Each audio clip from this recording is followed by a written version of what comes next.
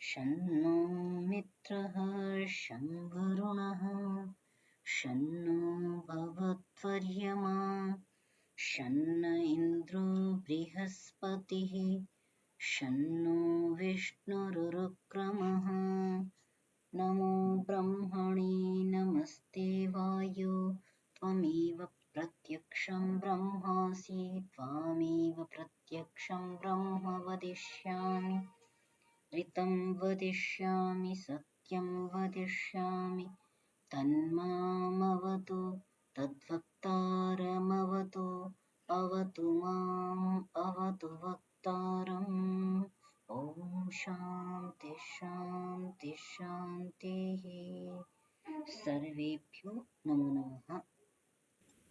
नमो नमः। नमो नमः।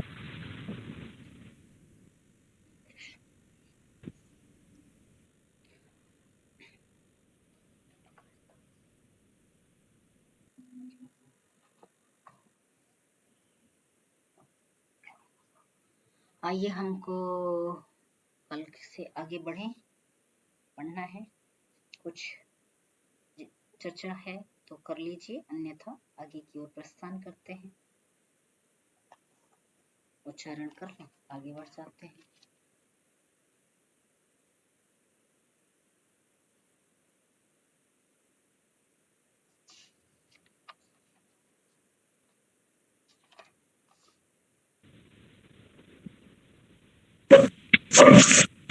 मैं करूं?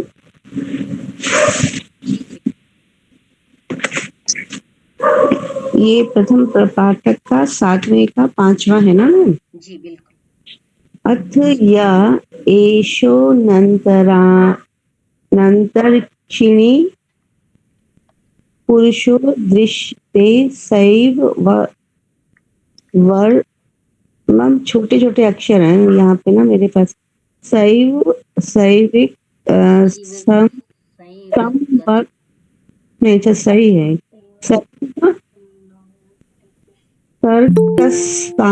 साम तदुक्तं तद्युजस्तद्ब्रह्म तस्य तदेव रूपं यदमुष्य रूपं यावमुष्ये गेषणौ तौ गेषणौ यन्नाम तन्नाम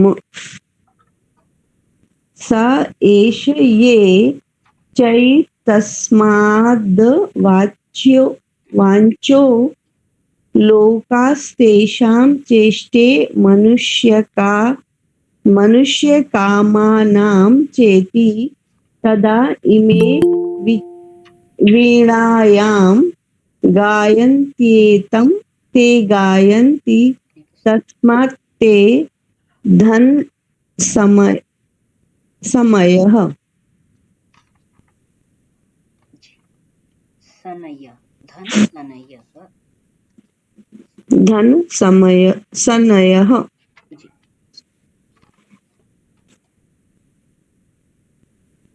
तो अथ यह एषः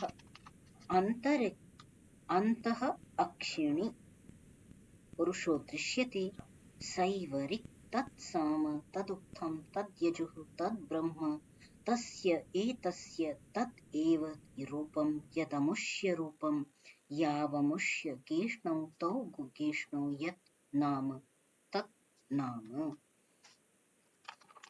कहा जो चर्चा हमने कल की थी कि जो शुक्ल भाह है आंखों की, उसके अंतर्गत जो नीलम परह कृष्ण जो अत्यंत कृष्ण वर्ण है,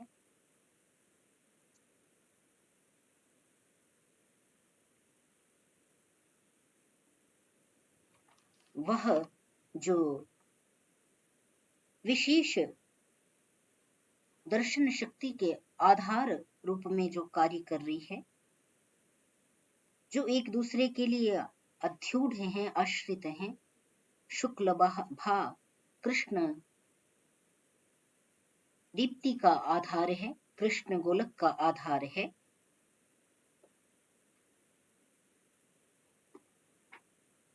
तो यह जो कृष्ण गोलक है जिसे पुरुष कहा जा रहा है। ऐसा क्यों कहा गया? क्योंकि जो प्रतिबिंब है आंखों में, जो प्रतिबिंब बनता है वो कृष्ण गोलक में ही बनता है। प्रत्येक वस्तु की छवि, परछाई, आकृति उस गोलक में बनती है, इसलिए उसको पुरुष रूप से देखा जाता है। जो अंतः अक्षिणी पुरुषः दृश्यते, जो किसी भी वस्तु की जो प्रतिबिंब है, छाया इसमें दिखाई देती है, मनुष्य की स्वयं की छाया उसमें दिखाई देती है, सामने वाले मनुष्य की, है ना। इस प्रकार करेंगे कि जो मनुष्य की छाया अर्थात जो सामने जो भी है उसकी छाया उसमें बनती है।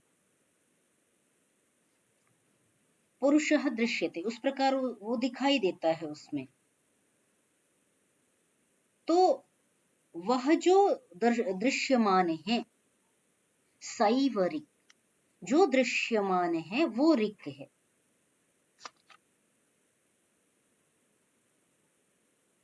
तत्साम, वही साम भी है।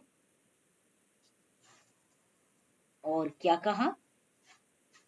तद उक्थम, वही शंसन करने वाली ऋचाएं जो हैं वही उक्त भी है। तद यजुः, वह यजुर्वेद भी है। तद ब्रह्म, वह अथर्ववेद भी है, वही ब्रह्म है।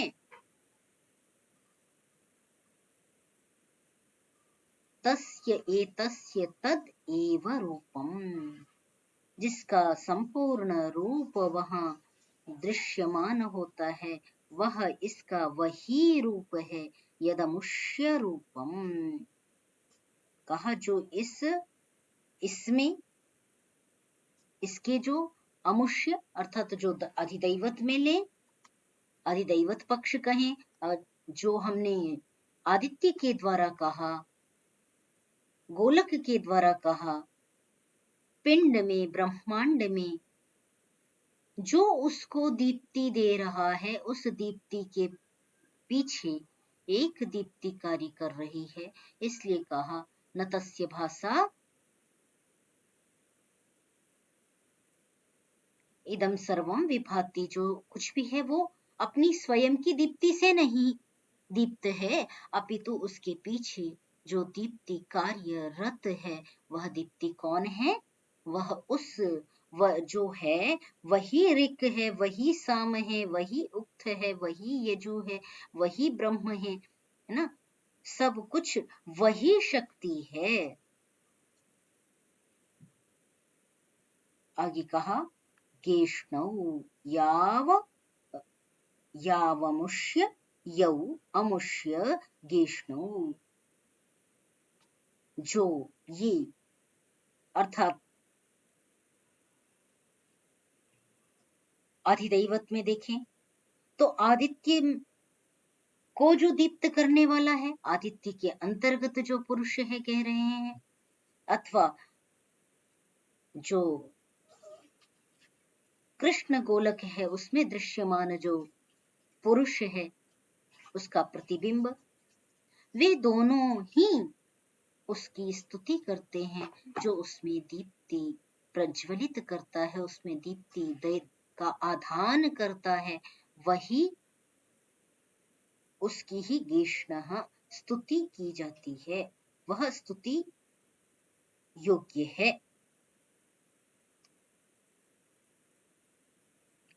तौ ही गेष्णौ, वे दोनों ही स्तुति करने वाले हैं। यत नाम तत् नाम, जो नाम अधिदैवत में देखें, अध्यात्म में देखें ना, पिंड में देखें, ब्रह्मांड में देखें, दोनों में जो देख रहे हैं वो दोनों ही यत नाम तत् नाम, जिस नाम से भी कहें उसमें जो आभा है, भाह है, वो तत् नाम उसकी ही है। उसकी किसकी? जिसका यह प्रकरण चल रहा है, जिसकी यह चर्चा चल रही है, ओम की, वह ओम ही, उद्गीत ही उस आभा का कारण है, आधार है।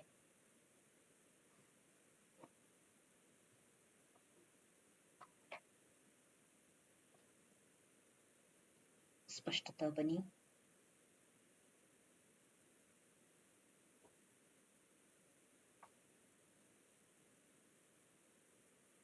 कुछ स्पष्टता बन सकी? जी मैम, पर यहाँ पे अभी तक तो ऐसे कर रहे थे ना, सा रिक है, अम जो है, अम जो है वो साम है। अब ये उन्हीं को सब कुछ कह दिया है ना, रिक अब पूरा तो समेट लिया लास्ट में आकर के। ये सब ब्रह्म जी जी, ये सारे ऋग वेद यजुर्वेद इस सबका बता दिया कि वो ब्रह्म ही है सब कुछ। बने। जो उक्त के द्वारा कहा जा रहा है, जहाँ संस्तुति की जा रही है, वो भी वही है। जो ऋचा है वो भी वही है, जो साम है वो भी वही है, गोलक में जो दीप्ति है, प्रतिबिंब है, जो दो मिलकर के स्तुति कर रहे हैं, वो भी वही है, उसको ही कह रहे हैं। अर्थात उसके पीछे जो भाव है,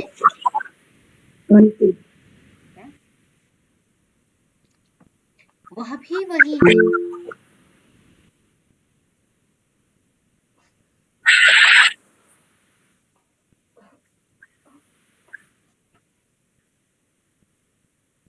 है ना? जी मैम।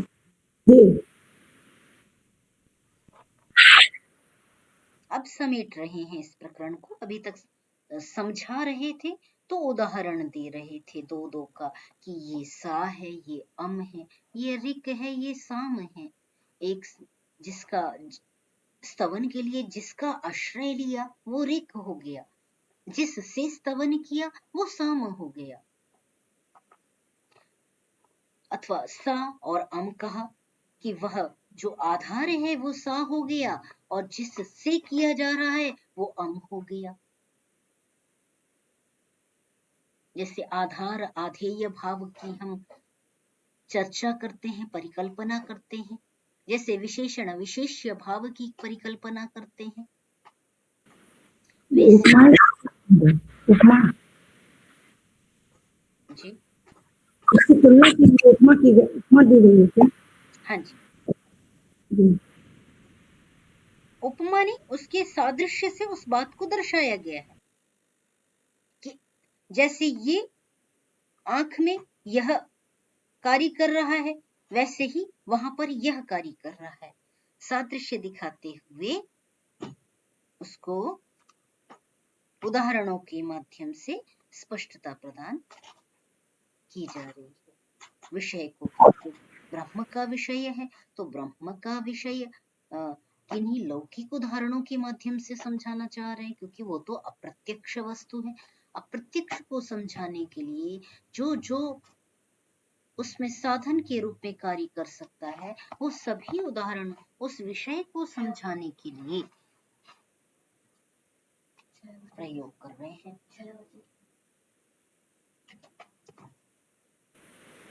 जी मैम, मुझे लगता है ऐसा लगता कि पहले एक दो सीढ़ी के चढ़ते चढ़ते ना, मतलब विचारों को करना है ना, उपनिषद का मतलब ही विचार है ना, तो एक एक उदाहरण से विचार करो, फिर आगे जाकर एक दो सीढ़ी नहीं रहती, वो केवल फिर सोपान ही बन जाता है ना, सीढ़ी ही रहेगी वो। मतलब आपकी जो लक्ष्य है वो वहां तक पहुंच जाओगे ना। शुरू में तो एक दो करके समझा, तो मुझे लगता है यही होगा कि धीरे धीरे करके पहले एक एक के साथ उसका सादृश्य दिखाया या विचार करो उस पर, उसके बाद जाकर आप जो है जानो कि वो तो है तो एक ही ना। जी, अच्छा, अच्छे उपनिषद में अच्छी तरीके से ना स्टेप बाय स्टेप चलाया गया। अच्छा। जी मैम। वैसा अभी पिछली इसी प्रकरण में ही पिछले वचन में आया था कि झट वहां ध्यान पहुंचावे, उसका छंद कौन है उसमें ध्यान पहुंचावे, उसका देवता कौन है उसमें दौड़ावे मन को, बहुत जल्दी दौड़ के वहां पर पहुंचे, है ना। और उसका ऋषि कौन है उसको झट ध्यान में लावे। तो इस प्रकार कहना तात्पर्य ये विचारों का सृजन। अभी जिन उदाहरणों को भी हम ले रहे हैं, तो मन यदि ब्रह्मांड में जाए तो ब्रह्मांड में भी वही शक्ति कार्यरत है, वही शक्ति पिंड में कार्यरत है। तो ये विचारों का निर्माण, विचार भूमि जी, जो विचार भूमि का निर्माण किया जा रहा है, उसमें ध्यान में बैठे तो क्या क्या के प्रति ध्यान को दौड़ावे, सद्यः दौड़ावी।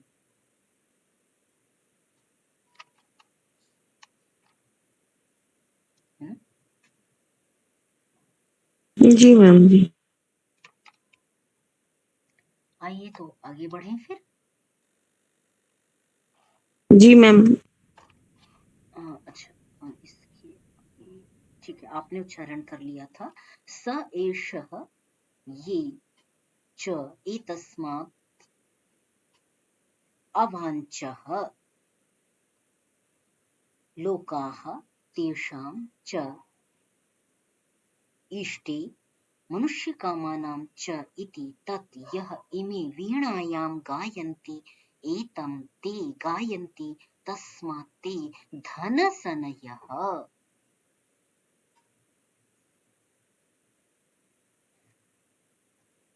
क्या कहा? सह एषः वह यह जो पुरुष, ऊपर जिसकी कल्पना की पिंड में, वह जो पुरुष अथवा जो आदित्य पुरुष जिसकी ब्रह्मांड में कल्पना की गई, आदित्य के अंदर रहने वाला पुरुष, उसकी आकृति की कल्पना की गई कि वह किस प्रकार की आकृति वाला है। तो वह जो आदित्य पुरुष अथवा अक्षय पुरुष है, वे दोनों एतस्मात् अवाञ्छः, इससे अवाञ्छः, पराञ्छः, प्रत्यंचः, इन शब्दों का हम प्रयोग करते हैं। और वाक जो शब्द है उसको रूप, क्षमा करें, प्रत्यंग, परांग, अवांग, अवांग, अवांग शब्द जो है उसको ही रूप में बना लिया, अवांग, अवांचौ, अवांचः। जैसे प्रत्यंग, प्रत्यंचौ, प्रत्यंचः, प्रत्यंचा, प्रत्यंचम, प्रतीचः, ऐसा रूप बनाते हैं ना। तो वैसे ही यहाँ अवांचः हलंत शब्द का रूप है, ये प्रथमा का बहुवचन। तो अवांग माने इस तरफ, उसके परे। अब हम आज उरे शब्द का प्रयोग नहीं करते, पहले परे के लिए अलग शब्द और अवांग के लिए उरे शब्द का प्रयोग हिंदी में कर रहे हैं, जो अब भाषा में नहीं सुनाई देता। वह इन दोनों से ऊपर है।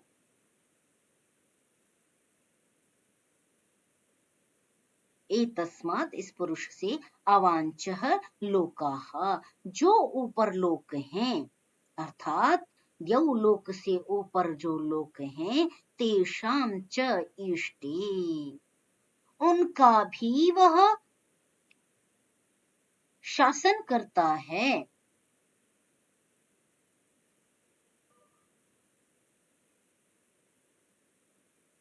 ठीक है, अधिदैवत में जो आदित्य पुरुष है, उस पुरुष से ऊपर जो लोक हैं, अवांचः लोकाः। ये लोकों की जब चर्चा आती है तो वहां पर कौन से लोक कहे जाते हैं? भूः भुवः स्वः महः जनः तपः सत्यम, सप्त लोकों की चर्चा होती है। भूरादि सप्त लोकानाम भूरादि सप्त लोकानाम अन्यतमे भूलोके जम्बूद्वीपे भरत खंडे आर्यावर्तांतर्गत, ऐसा करके हम वर्ण में बोलते हैं। तो वर्ण में, वर्ण इतना सुवैज्ञानिक है, हमने वर्ण को अब कहां कहां से मिटाइएगा संस्कृति को। वेदों का काल लोग 3200 निर्धारित कर रहे हैं। वर्ण क्या कह रहा है? एक वृंद सप्तनवति कोटि एकोन त्रिंशल्लक्ष, है ना? बिल्कुल स्पष्टता से कह रहे हैं, 1,97,29,49,49,49,49,49,49,49,49,49,49,49,49,49,49,49,49,49,49,49,49,49,49,49,49,49,49,49,49,49,49,49,49,49,49,49,49,49,49,49,49,49,49,49,49,49,49,49,49,कोई दुविधा नहीं है कि सृष्टि की अवधि का, कि अब इतनी थी, वेद इतने दिन पहले हुए, कल उतने दिन पहले हुए वेद, ऐसा कोई दुविधा नहीं है। निश्चित समय है कि 7वां मनवंतर हमारा चल रहा है। सप्तमे वैवस्वत मनवंतरे अष्टाविंशतितमे कलियुगे, ना? कलयुग भी कौन सा? 7वें मनवंतर का 28वां कलयुग चल रहा है। सप्तमे, है ना? बिल्कुल वर्ण में एक एक चीज बड़ा, अब हमने काल गणना छोड़ दी। पंडित कभी कह देते हैं पंचांग राहु का दोष लग गया, प्रदोष का लग गया, इस प्रकार हो गया। अब ऐसी कहीं अवधारण, अब देख रहे होंगे आप, इस वर्ष में आपने देखा होगा हर त्योहार को 2-2 दिन में बांट रहे हैं। ग्रहण लग जाएगा, इसके बाद मनाओ, होली इसके बाद मनाओ, दोष हो जाएगा अन्यथा, उसमें भी दुविधा डाल दी। रक्षाबंधन इस समय मत बनाओ, दोष हो जाएगा, उसके बाद मनाओ।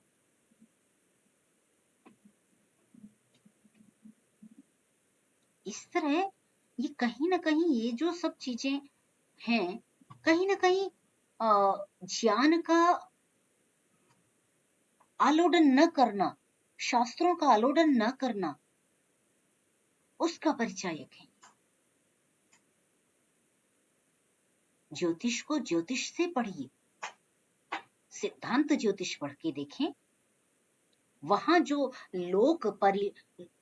जो सारे लोकाधिलोक हैं, उन सब की जो परिकल्पना है, चर्चा है, उसका जब गूढ़ चिंतन मनन होता है तो यथार्थ वक्ता होता है। स्थितियों को इस प्रकार द्विविधा में डालना, पर्वों को इस प्रकार दौविध्यपूर्ण कर देना अच्छा संकेत नहीं।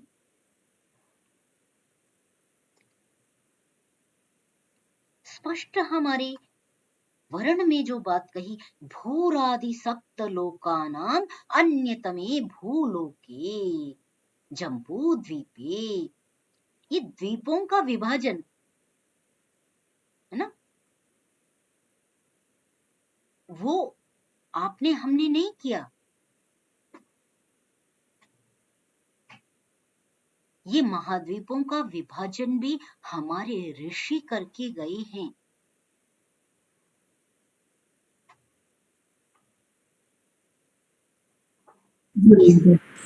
बहुत बड़ा सत्य है ये,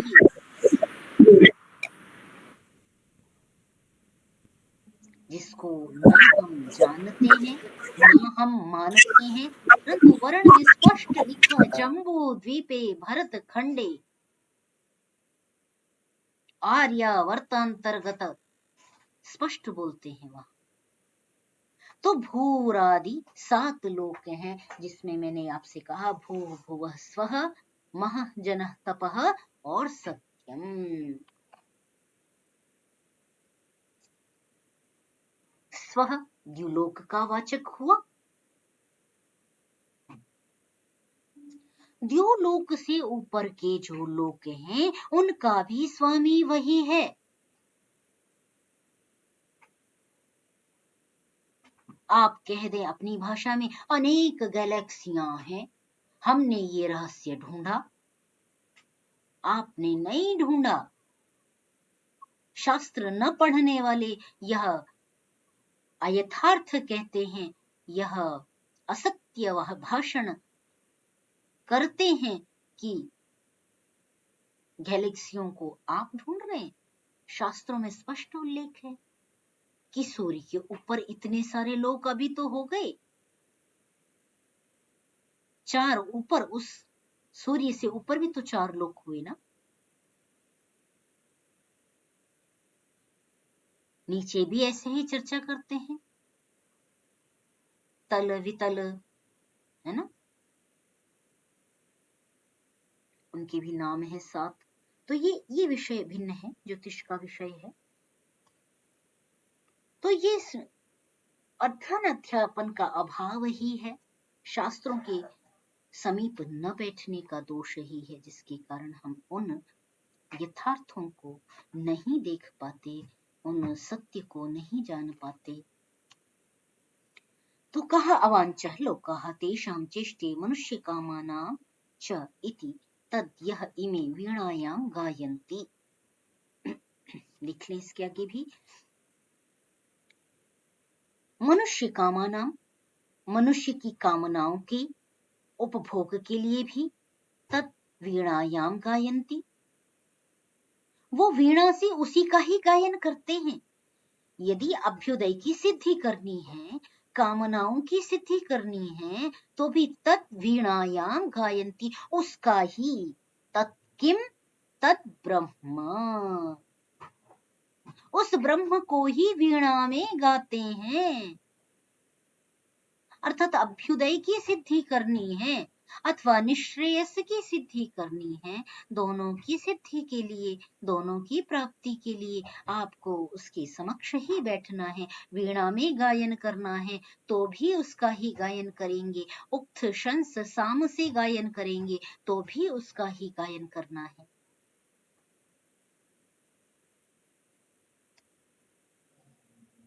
इसीलिए कहा एतम ते गायन्ति, है ना, तस्मा ते धन सनयः।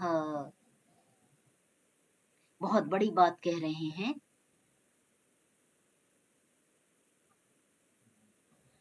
इतनी बड़ी बात कह रहे हैं कि एतम ते गायन्ति, इसका वे गुणगान करते हैं।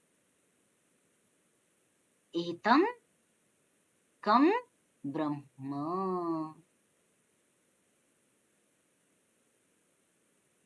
जो साम के द्वारा कहा जाता है, ऋक् के द्वारा कहा जाता है, एतम उद्गीतम ते गायन्ति, वे धन कामाः मनुष्याः, है ना, मनुष्य कामाः, मनुष्य की जो कामनाएं हैं, अर्थात मनुष्य कैसी कामनाएं करेगा, भौतिक कामनाएं करेगा, इसलिए मनुष्य काम शब्द का प्रयोग किया है।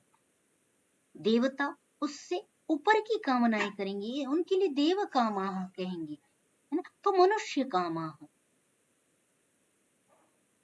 ते गायन्ति, वे भी इस उद्गीत का ही गायन करते हैं। तस्मात् ते धन सनयः, वे धनपति हो जाते हैं। क्या स्तुति की, वयं स्याम पतयोरयीणाम्, हम क्या हो जाएं, धन ऐश्वर्यों के स्वामी हो जाएं। बड़ी बात है। और कहा फिर वो हो जाते हैं, धन सनयः, वे हो जाते हैं।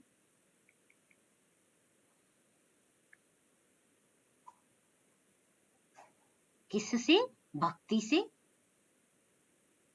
परमात्मा की भक्ति के द्वारा वे वैसा हो भी जाते हैं। ठीक है जी मैम, पढ़ूं मैं? हाँ, आपका कोई विचार हो तो भी रख लीजिए, अन्यथा आगे उच्चारण कर लीजिए।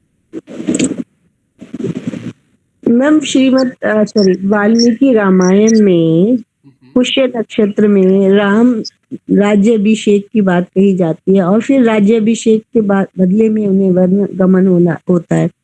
तो इतने बड़े तो वहां पे भी ज्योतिषी थे, इतने दैवज्ञ थे, फिर वो राज्याभिषेक क्यों नहीं हुआ, वन गमन कैसे हुआ? तो जबकि पूरे भविष्य को देखकर ही विचार किया गया था कि इस नक्षत्र में राज्याभिषेक होगा।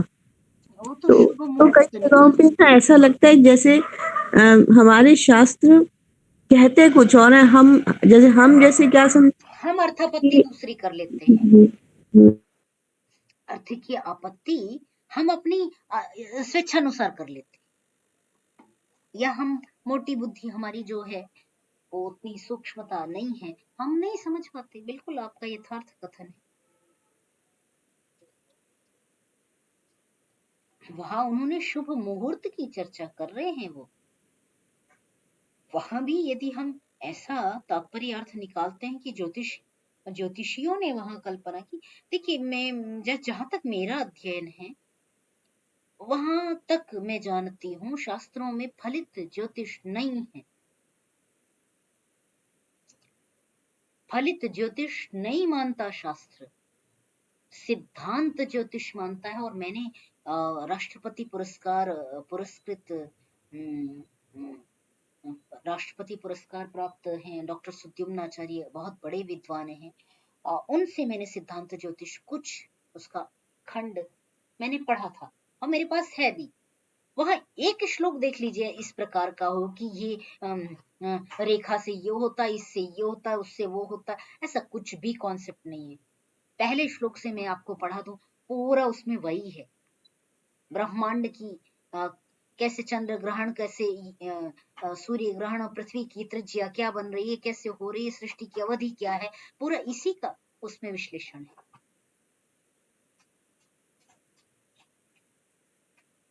तो इस तरह का भ्रामक स्थितियां हमने क्यों मध्यकाल में पैदा की, हमने क्यों उनको अध्ययन अध्यापन के अभाव से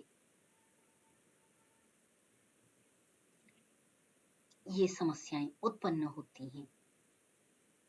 जी मैम, आजकल के कुछ ऐसे आचार्य हैं ज्योतिष वाले, वो ये भी जो आपने कही वही कहते हैं कि फलित ज्योतिष तो बाद में बनाया गया है, फलित ज्योतिष था ही नहीं है, शास्त्रों में नहीं है। शास्त्रों के करीब बैठिए ना, जिनको मैं शास्त्र कहती हूँ, ऋषि का जो जिसे हम आप्त वचन कहते हैं, वो उनमें चर्चा नहीं है। महोदय, महर्षि दयानंद जी ने भी तो कहा कि फलित ज्योतिष को नहीं माना।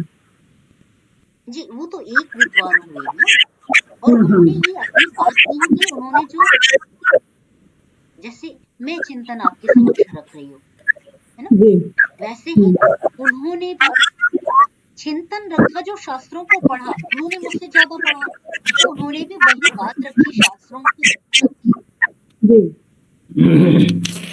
जो भृगु संहिता वगैरह है उसमें सिर्फ गुण दोष बताए हैं कि जो जो नक्षत्र हैं, जो राशियां बनी हैं, उनके गुण क्या क्या हैं। जैसे आपका ये है अग्नि, वायु, जल, इस तरह के उनकी अपने अपने गुण धर्म है, वो उन्होंने बता दिया। वही इनके इस तरह से है ना, पृथ्वी, जल, वायु, यही बताया है। बाकी बीच में जो फलित है ना, वाकई ये तो बीच में प्रक्षेपित है, एक तरह से ही कहा जाए। लोगों ने अपने अपने हिसाब से बनाते गए हैं, लेकिन जो सिद्धांत जो थी शुद्ध गणित है, वो शुद्ध गणित है। बिल्कुल डराएंगे क्या, अरे शनि का प्रभाव है, ये पहन लो, शनि चढ़ गया। अरे शनि कैसे चढ़ गया? इतना बड़ा ग्रह है वो। बृहस्पति पृथ्वी पे आ सकता है, बृहस्पति कभी कुपित हो सकता है। कितना बड़ा है पृथ्वी से बृहस्पति। क्यों लोगों को भ्रम में डाल रहे हैं? सभी भ्रमित हो रहे हैं महोदय, सभी जो देखो चारों तरफ इन्हीं बातों को जिनकी आंखें उद्घाटित हो जाती, वो भ्रमित नहीं होते हैं।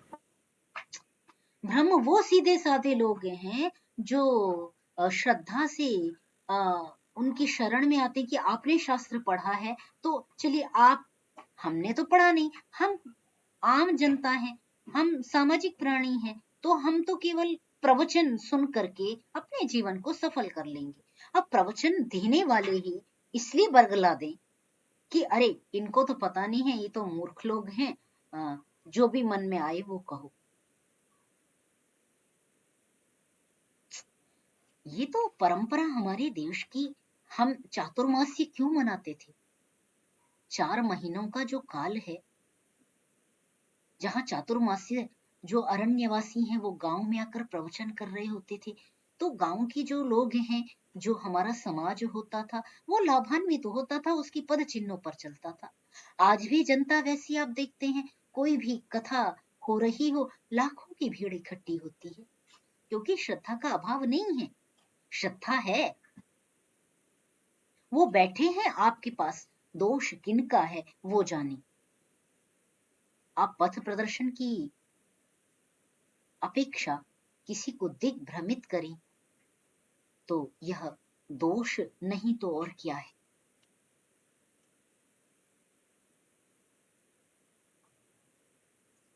सत्य कहने के लिए आपको वहां बैठाया जाता है, परंतु मध्यकालीन बहुत सारी ऐसी हमारे साथ विडंबनाएं हैं जिनको बहुत परिमार्जित करने की आवश्यकता है।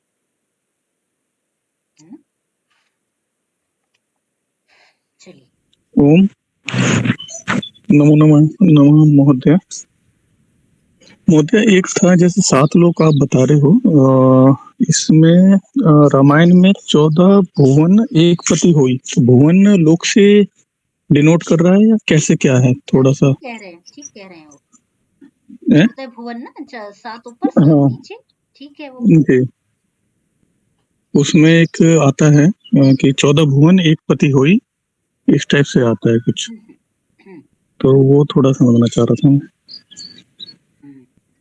14 भुवन, ये मैंने कहा ना, वो नाम थोड़े से मैं भूल रही हूँ, तल वितल सुतल परातल ऐसा करके वो नीचे के 7 लोक हो गए, और 7 लोक ये जो भू भुव स्वः महा ये ऊपर के हो गए, पृथ्वी लोक से ऊपर के, इनको मिला करके वो 14 लोकों की चर्चा की गई। ऐसा वायु पुराण में मिलता है। वो मैंने कहीं नोट किया होगा, थोड़ा सा पढ़ना पढ़ाना नहीं करती हूँ तो सब चीजें स्मृति के गर्त में है। टोटल तो फिर 14 लोग हुए हैं ना? हाँ जी। अच्छा, जय माता। अथ च एतद्देवं विद्वांसाम गायत युभौ सा गायति सो मुनैव स एष ये चामुष्मात् परांचो लोकास्तांश्च चाप्नोति देवकामांश्च।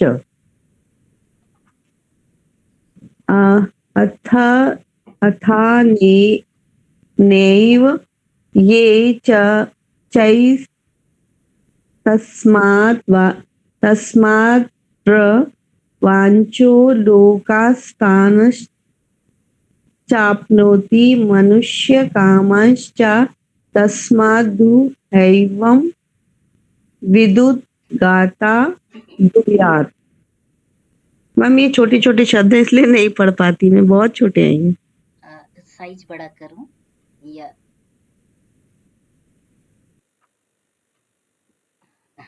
अच्छा, मैंने तो आगे भी नहीं बढ़ाया। अच्छा कोई बात नहीं, मैं आपने फिर भी बता दिया है। एवं विदुत गाता ब्रूयात्, ठीक है। देख लेते हैं इसको। इसके साथ ही एक और रह रहा है। अच्छा, अथ य एतद् एवं विद्वान साम गायति, जो इस प्रकार जान करके साम का गायन करता है, कामना वाला होकर के गायन करता है, उसकी स्तुति परक स्तुति वाला होकर के गायन करता है।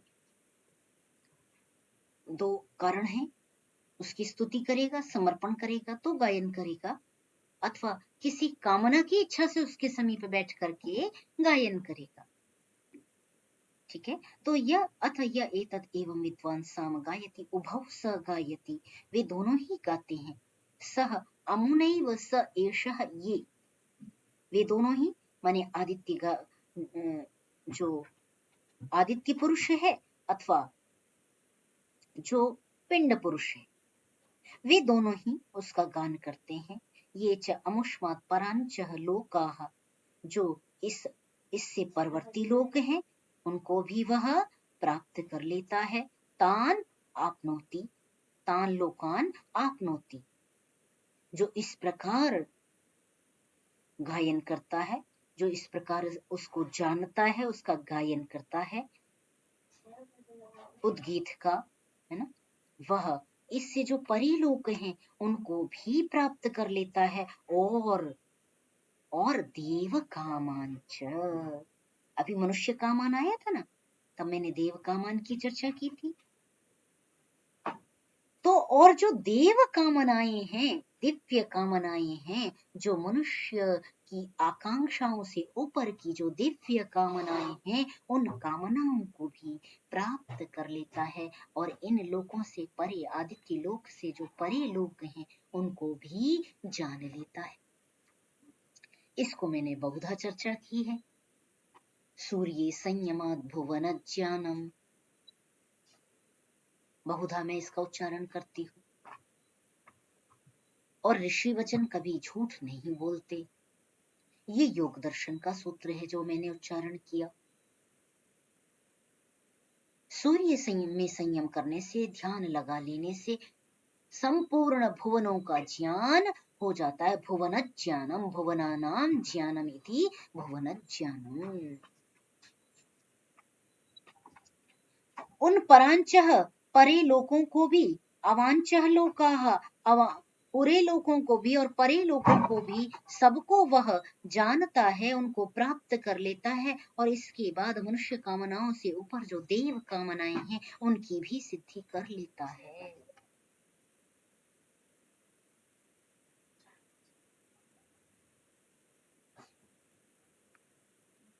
ठीक है, आपने दूसरा उच्चारण किया, उसे भी देख लेते हैं। अथ अनेनैव ये च एतस्मात् अर्वांचः लोकाः तांश्च आपनोति। वहां परांचः लोकाः की बात की, अब अर्वांचः लोका की चर्चा कर ली। ठीक है, अथ अनेनैव, और इसके द्वारा ही पिंड और ब्रह्मांड को जानते हुए, इस स्तुति के द्वारा ही एतस्मात् अर्वांचः लोकाः, कितनी स्पष्टता के साथ शास्त्र विज्ञान परक चर्चा करता है। हम कहते हैं कि विज्ञान की चर्चा ही नहीं है शास्त्र में।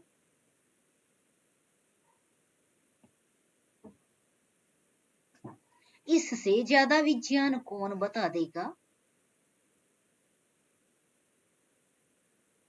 एक वचन नहीं किया, परांचः लोकाः, सूर्य से ऊपर जो लोक हैं वो एक नहीं है, बहुवचन कर रहे हैं। और अर्वांचः लोकाः, यहां भी बहुवचन कर रहे हैं। और दोनों को अलग अलग भी कह रहे हैं कि एक ही तरफ लोक नहीं है, ऊपर भी हैं और नीचे भी हैं। तांश्च आपनोति, उनको प्राप्त करता है। और मनुष्य कामांश्च, मनुष्य की कामनाओं को भी प्राप्त करता है। तस्मात् ऊह एवं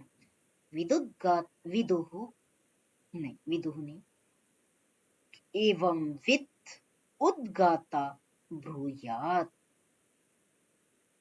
तस्मात्, इस कारण से, ऊह निश्चय पूर्वक, एवं वित्, इस प्रकार जानने वाला, इस प्रकार स्तुति करने वाला, जो उद्गाता है उससे ब्रूयात, कहे, उससे पूछे, अर्थात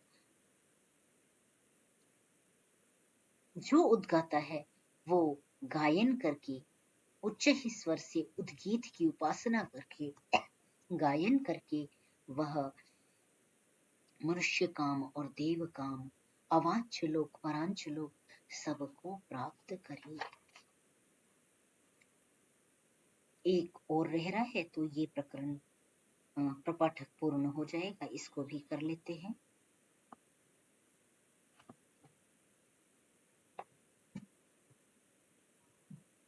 यहाँ उद्गाता ब्रूयात माने उद्गाता को कहे, ये जो शब्द है उसका तात्पर्य ये है कि एवं विद माने जो विद्वान है वो उद्गाता को अपना प्रयोजन इस प्रकार कहे कि भाई इसके लिए तू गायन कर दे, जो यजमान है वो होता, अध्वर्यु, उद्गाता इनसे इस प्रकार कहे कि वो मेरे इस कामना के लिए यज्ञ कराएं, इसकी पूर्ति के लिए कहें, गायन करें, इस कार्य की सिद्धि के लिए यजन करा दें।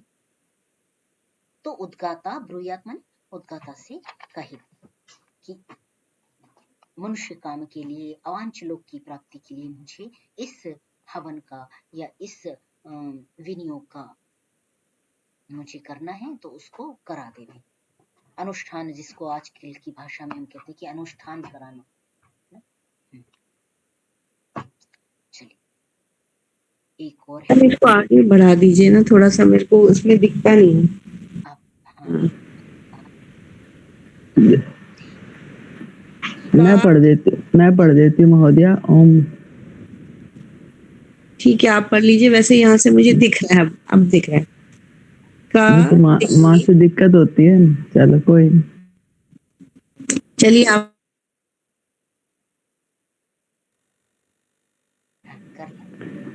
जी महोदय।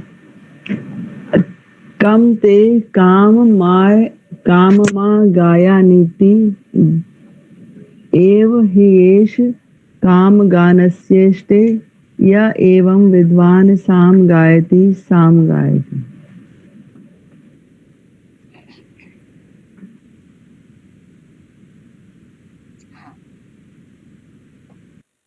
कहा कि कम ते कामम आगायानीति, तुम्हारी किस कामना की पूर्ति के लिए मैं गाऊं? आगायानीति, असमंतात गायानी, है ना। तो कहा किस किस कामना, कौन कौन सी तुम्हारी कामना है वो बताओ जिसके लिए मैं गायन करूं। तो कम ते कामम आगायानीति एवं ही एव काम गानस्य इष्टि। इस प्रकार पूछ करके उद्गाता जो काम गान है, प्रयोजन परक जो गान है, उसको इष्टि, उसका गायन करता है, स्वामी के लिए कहता है। यह एवं विद्वान अर्थात यजमान के लिए उसका इष्टि यजन करता है, कहता है, गायन करता है। यह एवं विद्वान साम गायति, जो इस प्रकार विद्वान कामनाओं के हेतु साम का गायन करता है, वह कामनाओं की सिद्धि कर लेता है। परंतु इस प्रकार गायन करता है, वो विधाएं बताई। एवं विद्वान इस प्रकार किस प्रकार, तो वो पीछे भी कह आए हैं, आगे भी कहेंगे। ओम के विषय में, उद्गीत के विषय में किस प्रकार उच्च ही नाद उद्गीत, उसके स्वरूप को समझते हुए, आधार मानते हुए, उत को समझे, गा को समझे, गी को समझे, थ को समझे, और इन सब को अलग अलग देवता ऋषि इन सब के अनुसार जो चर्चा पूरी करते हुए आए हैं एक प्रकरण में, उस प्रकार जो गायन करता है, साम गायति, वह उपासना करता है, वह उपासना के माध्यम से गायन करता है, अर्थात वह साम गायन करता है, साम गायन करता है। इति प्रथम प्रपाठ के सप्तमः खंडः। यह प्रथम प्रपाठक में सप्तम खंड पूर्ण हुआ। कल एक स्टोरी, कल कक्षा है ना, ट्यूसडे, हाँ है, कल भी है। कल कहानी प्रारंभ हो रही है। फिर वो शस्ति चक्रण की कहानियां, 2-3 कहानियां हैं। ये झूठे अन्न वाला जो हम पढ़ते हैं, शस्ति चक्रण का, ठीक है। तो ये सब हम देखेंगे इसके बाद में। आज के लिए इतना ही। कुछ आपका प्रश्न हो तो कहें, कुछ विचार। ये तो 8वां खंड आ रहा है जी, जी है ना जी।